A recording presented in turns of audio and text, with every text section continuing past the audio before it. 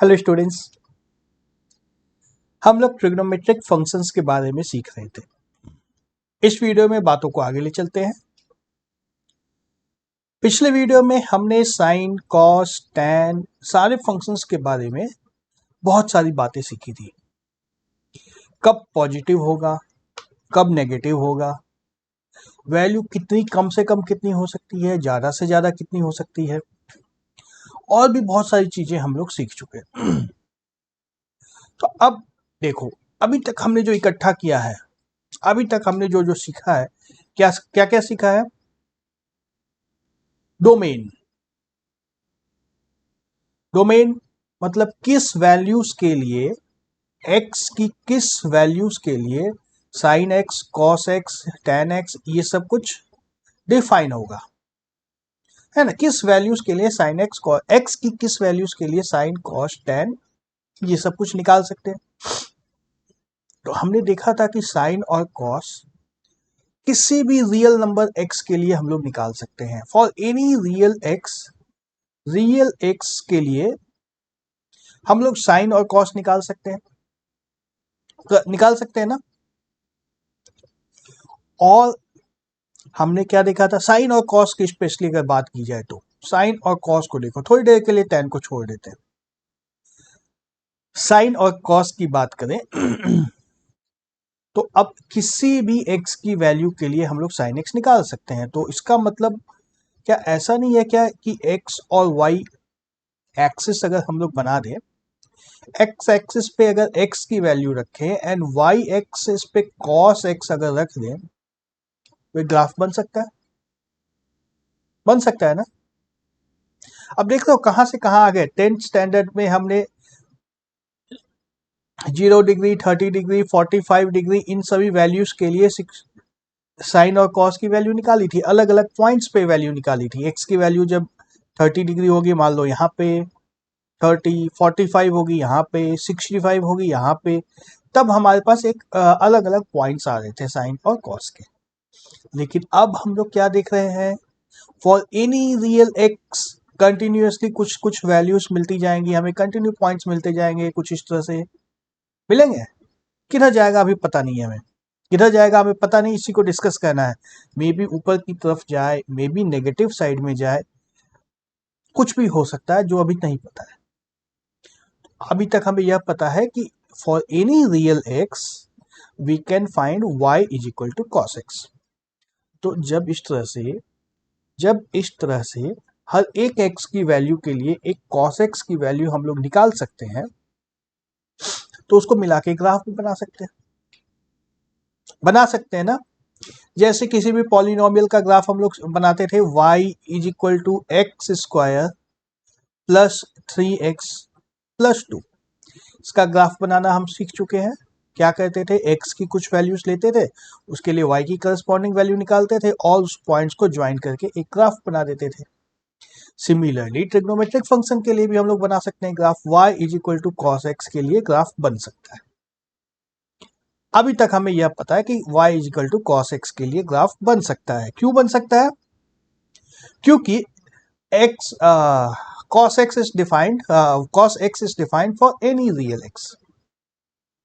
ठीक है। फिर कुछ और फंक्शंस जो थे हमारे, tan, cot, sec and cosec, ये फंक्शंस कहीं कहीं पे नॉट डिफाइंड थे। याद आ रहा है? tan की वैल्यू कहां पे नॉट डिफाइंड होती थी? पाई पे नॉट डिफाइंड, पाई बाय 2 पे नॉट डिफाइंड होता था tan का value. Odd multiples of pi by 2 पे tan का वैल्यू इन्फिनिटी आ जाता था, नॉट डिफाइंड आता था ना। तो सेम सेम नंबर लाइन पे अगर हम लोग मार्क कर दे, मान लो यह पाई बाय 2 है, यह पाई है, यह 3 पाई बाय 2 है, and same with negative side, pi by 2 negative, negative pi, इस तरह से। तो हमें पता है कि पाई बाय 2 वाले लाइन पे एक y equal to tan x अगर निकालने की कोशिश करेंगे तो कोई वैल्यू नहीं आएगी।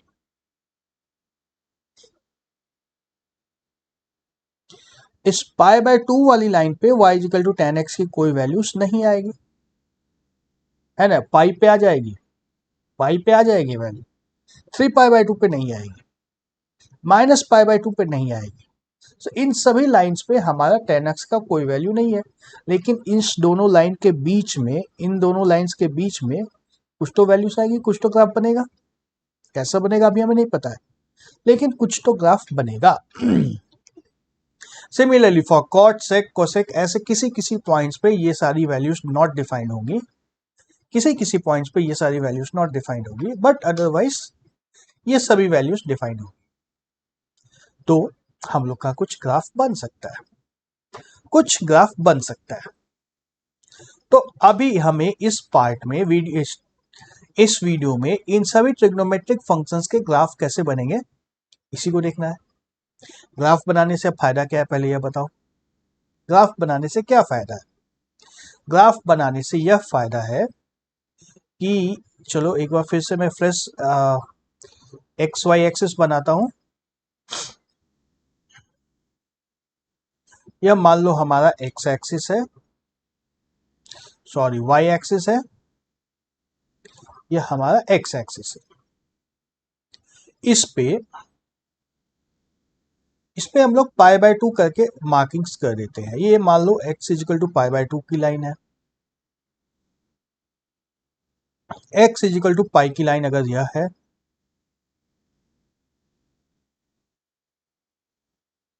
x is equal to minus pi by 2 की लाइन ये है, x is equal to minus pi की लाइन यह है। ठीक है,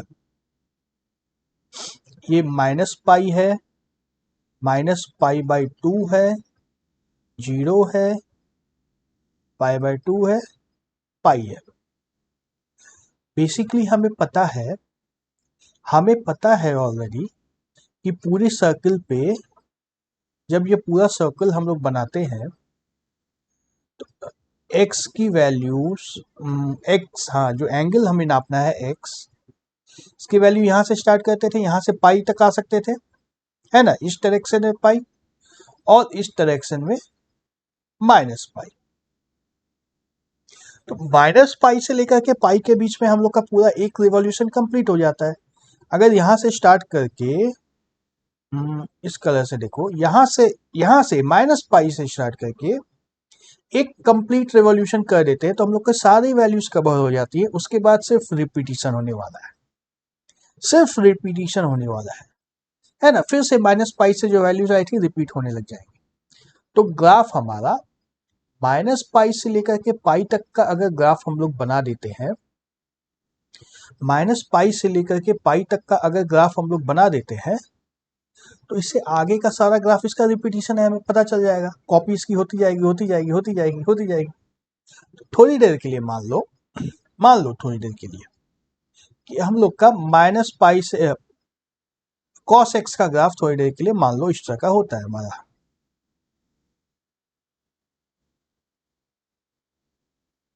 ठीक है, थोड़ी देर के लिए मान लो यह y is equal to cos x का ग्राफ है। कैसे है ये हम लोग आगे डिस्कस करेंगे, लेकिन थोड़ी देर के लिए मान लो कि यह ग्राफ है। तो पाई के बाद जब कोई भी वैल्यू आएगी, पाई के बाद जब कोई वैल्यू आएगी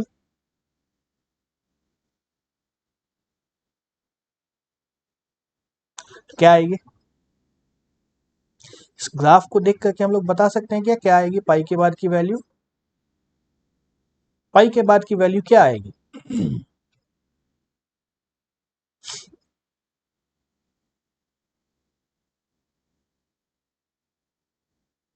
ये फिर से ऊपर की तरफ जाने लग जाएगा, होगा। ग्राफ कंप्लीट होने के लिए ऐसा होना चाहिए, ऐसा लग रहा है। तो बेसिकली ग्राफ प्लॉट करके हम लोग यह जानना चाहते हैं कि कहां से कहां तक की वैल्यूज किस रेंज में किस तरह की आएगी। और हम लोग ये भी देख चुके हैं, क्या देख चुके हैं, यह भी देख चुके हैं कि cos x की वैल्यू +1 और -1 के बीच में ही होती है, +1 और -1 के बीच में ही होती है। तो ये जो ग्राफ इस तरह का बनेगा cos x का, यह +1 और -1 के बीच में ही होगा। तो चलो cos x का ग्राफ हम लोग देखते हैं। पहले sin x आ गया, पहले cos x को देखते हैं।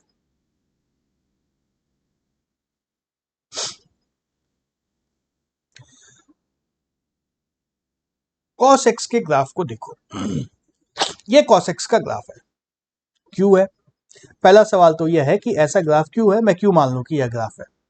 तो चलो पहले बताते हैं हम लोग ऐसा क्यों है। यह मैंने जो ग्राफ बनाया था बिल्कुल वैसा ही ग्राफ है ना, तो मुझे पता है यही ग्राफ होता है।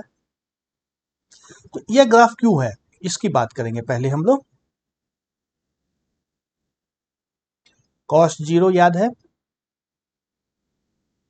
cos 0 कितना था, 1 होता है, यह सीख चुके हम लोग।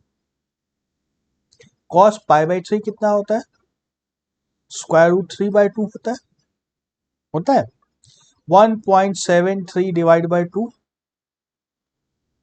0.86 कुछ आएगा ये। cos π/2 कितना होता है, 1/2 होता है। cos π/4, अच्छा इन दोनों के बीच में π/4 भी होता है ना, जस्ट 1 मिनट, π/4 को भी मैं लिखता हूं।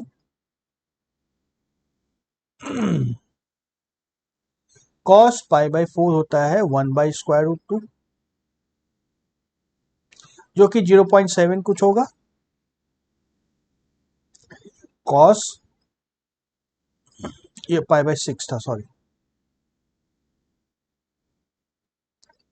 cos π/3 is equal to 1/2 and then cos π/2 is equal to 0।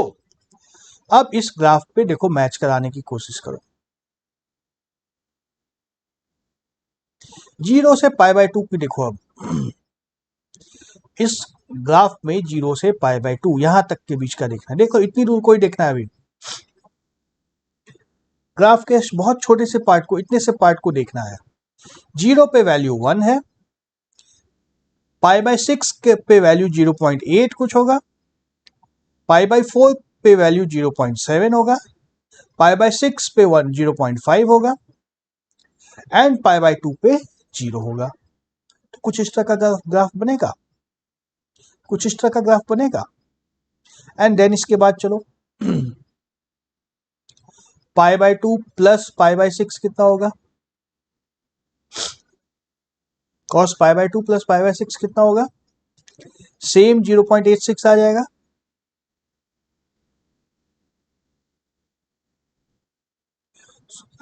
Sorry, cos π/2 plus π/6 जो होगा यह कितना होगा, माइनस साइड में चला जाएगा, माइनस साइड में चला जाएगा, माइनस 0.5 आएगा,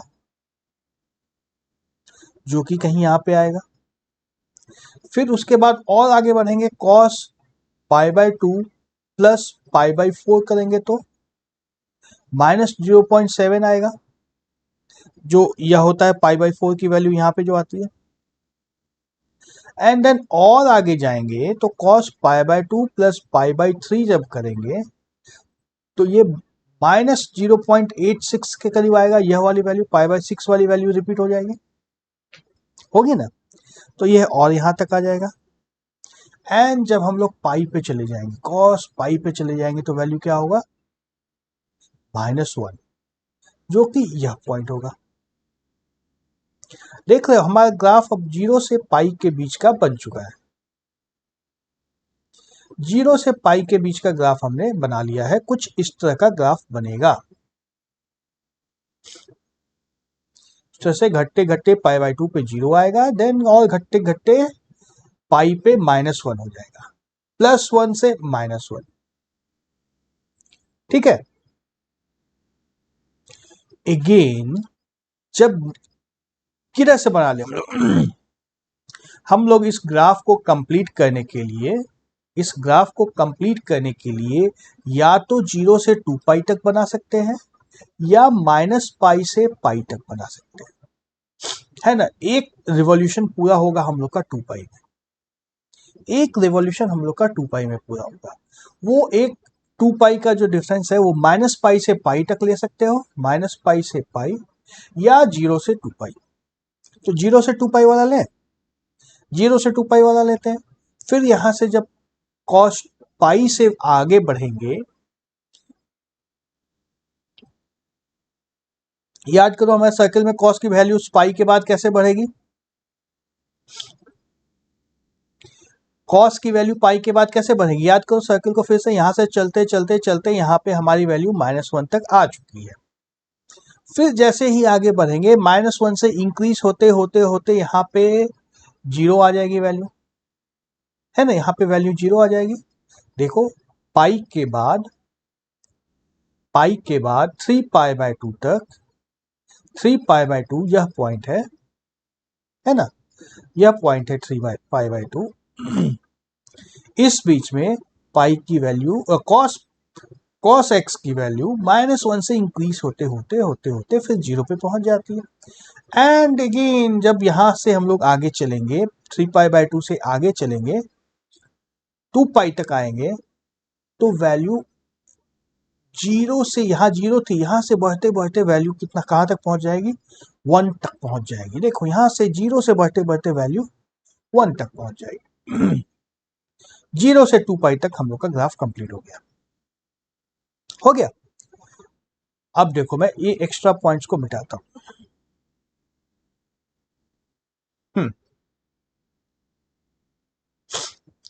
देखो कॉस 0 पे जो वैल्यू है +1, सेम वैल्यू कॉस 2 पाई पे है +1, है ना। अब जैसे ही 2 पाई से आगे बढ़ेंगे सेम वैल्यूज रिपीट होने लगेगी। इस रेंज में जो ग्राफ बना था सेम ग्राफ बन जाएगा। देखो यहां से घूमते घूमते घूमते ग्राफ वापस यहां तक पहुंच चुका है। अब सेम ग्राफ फिर से बन जाएगा, सेम ग्राफ फिर से बन जाएगा, इधर से बनेगा ना। सिमिलरली नेगेटिव साइड की अगर बात करेंगे, नेगेटिव साइड की अगर बात करेंगे, 0 से लेफ्ट में देखो 0 पे जो वैल्यू है 2 पाई की वैल्यू आएगी, यहां से फिर मैप कर सकते हो। कॉस 2 पाई पे जो वैल्यू है सेम वैल्यू कॉस 0 की है, और 0 से अब हम लोग अगर लेफ्ट की तरफ बढ़ेंगे, यानी कि उल्टी तरफ जा रहे हैं, इधर नेगेटिव साइड में जा रहे हैं, नेगेटिव साइड में जा रहे हैं, तो ये 2 पाई से नेगेटिव की तरफ जाएगा। देख लो मैं यहाँ से ये 0 है, ये 2 पाई है, इधर से लेफ्ट यहाँ ऐसे चल रहा है, यह भी वहीं लेफ्ट इधर से चल रहा है, और नीचे की तरफ जा रहा है इधर से, और नीचे की तरफ जा रहा है, एंड ये ऊपर की तरफ आएगा, यहाँ से ये ऊपर की तरफ आएगा। तो यह हमारा graph cos y = cos x का ग्राफ इस तरह से ऊपर नीचे ऊपर नीचे ऊपर नीचे चलता रहेगा। ठीक है, हम लोग सारे ग्राफ्स पाई या रेडियंस में बनाएंगे, डिग्रीज में ग्राफ्स हम लोग नहीं बनाएंगे, जरूरत नहीं है हमें, हमें जरूरत रेडियंस की ही है, तो रेडियंस में ही हम लोग सारे ग्राफ्स बनाएंगे। तो यह हमारा cos x का ग्राफ है। cos x में cos और sine sorry, cos and sine दोनों का ग्राफ ऐसा ही बनता है। साइन का ग्राफ अभी हम लोग जस्ट डिस्कस करेंगे, अभी जस्ट हम लोग साइन का ग्राफ भी डिस्कस करेंगे। बट याद रखने की चीज यह है कि कॉस और साइन दोनों का ही ग्राफ देखने में बिल्कुल ऐसा है, दोनों का ही ग्राफ बिल्कुल ऐसा ही आता है, ऊपर नीचे ऊपर नीचे ऊपर नीचे, लहरों की तरफ ऐसे ऊपर नीचे चलता है। ध्यान रखना यह है, कॉस यदि होगा तो 0 पे वैल्यू 1 होगी, साइन होगा तो 0 पे क्या वैल्यू होगी, साइन 0 कितना होता है, 0। साइन होगा तो वैल्यू 0 होगी, साइन का ग्राफ यह था, साइन यही होगा। साइन की वैल्यू 0 पे 0 होती है ना, साइन 0 कितना होता है, 0। साइन 0 = 0। साइन π/6 कितना होता है, कितना होता है, हाफ होता है।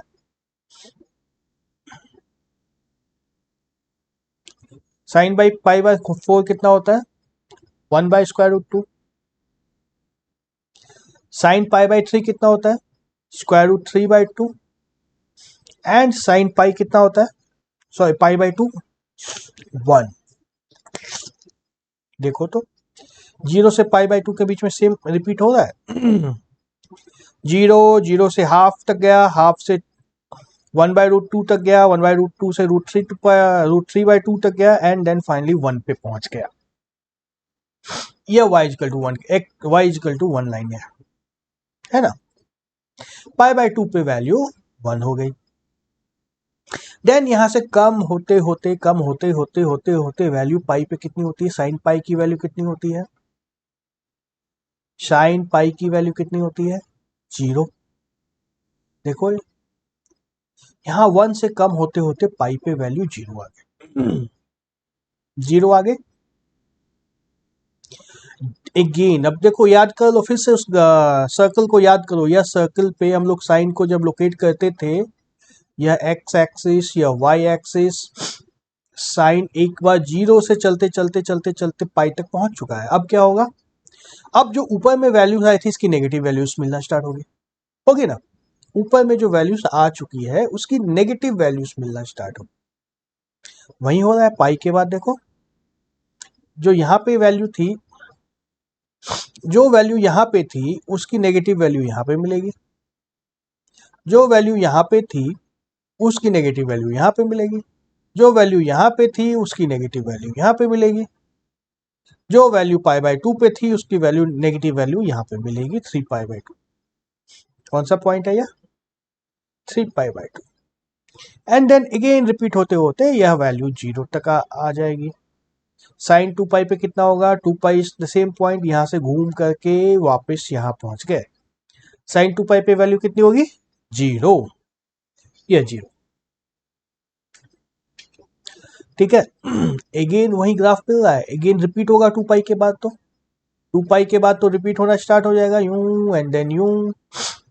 देखो 0 से जो था, 0 से पाई एंड 2π से 3π सेम है, पाई से 2π, 3π से 4π सेम है। नेगेटिव साइड में मिरर इमेज आ रहा है। देखो 2π से लेफ्ट की तरफ जाएंगे अगर तो यूं ग्राफ बनता है, 0 से लेफ्ट की तरफ जाएंगे तो यूं ग्राफ बनता है, -2 से -4 की तरफ जाएंगे पाई में तो ये ग्राफ बनता है। सेम वैल्यूज रिपीट होती जाएगी। तो ऐसा बनता है हमारा साइन एक्स का ग्राफ, साइन एक्स। फिर से देखो, अब साइन और कॉस में डिफरेंस यही होता है कि साइन की वैल्यू 0 पे 0 होती है, कॉस की वैल्यू 0 पे 1 होती है। थोड़ा सा शिफ्ट हुआ हुआ ग्राफ का, ये ग्राफ सिर्फ और सिर्फ थोड़ा सा शिफ्ट हुआ है ना, थोड़ा सा शिफ्ट हो रखा है ग्राफ, और कुछ नहीं हुआ है। वाई एक्सिस जो हम लोग यहाँ पे बनाते हैं, कॉस का केस होता है तो वाई एक्सिस को यहाँ पे बनाते हैं, मैक्सिमा पे वाई एक्सिस को बना लेते हैं, हमारा काम हो जाता है। सर्किल उतनी देर बाद बनना है, कंप्लीट उतनी देर में वैल्यूज को होना है। सेम ग्राफ होता है साइन एक्स का और कॉस एक्स का। चलो इसको डाइजेस्ट करने की कोशिश करो। अगले वीडियो में हम लोग बाकी सारे ट्रिग्नोमेट्रिक फंक्शंस का ग्राफ बनाएंगे। ओके, थोड़ा सा मुश्किल लगेगा, अभी झेलना होगा, बट धीरे धीरे समझ में आ भी जाएगा। एक दिन में नहीं आएगा, चैप्टर कंप्लीट होते होते समझ में आएगा। Okay, see you again in the next video, bye bye.